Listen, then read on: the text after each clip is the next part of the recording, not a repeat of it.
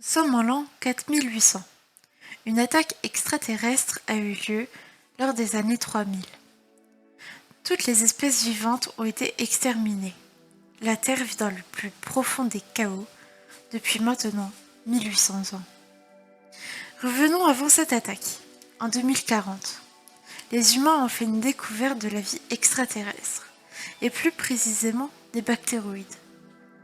Des liens entre les deux civilisations se sont créés, ainsi qu'une alliance afin de coloniser le maximum de planètes. Mais tout ne s'est pas passé comme prévu. Les bactéroïdes ont beaucoup de vices et ne sont pas honnêtes. Ils ont profité de leur relation avec les humains afin de récupérer des informations pour les envahir. Ce jour est venu. Ce fut un désastre pour les vies terrestres. Les nouveaux habitants ont découvert des humains cryogénisés, datant de 2030. Tous morts, sauf une femme, qui se réveilla. Elle est donc emprisonnée derrière des barreaux. Les jours et les mois passent. Suzanne a compris ce qu'il se passait sur Terre. Autrefois, elle faisait partie des plus grandes scientifiques du monde, qui avaient contribué aux recherches d'une vie parallèle.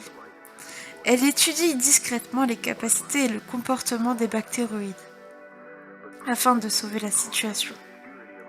Mais comment faire étant la seule humaine sur Terre remplie de ces bêtes étranges ?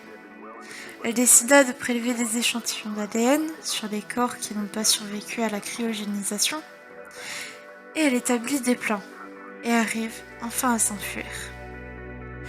Dehors, elle découvrit une fosse. Cette fosse nommée fosse nombrilique, qui dispose d'un champ magnétique puissant et incompatible avec le métabolisme des extraterrestres.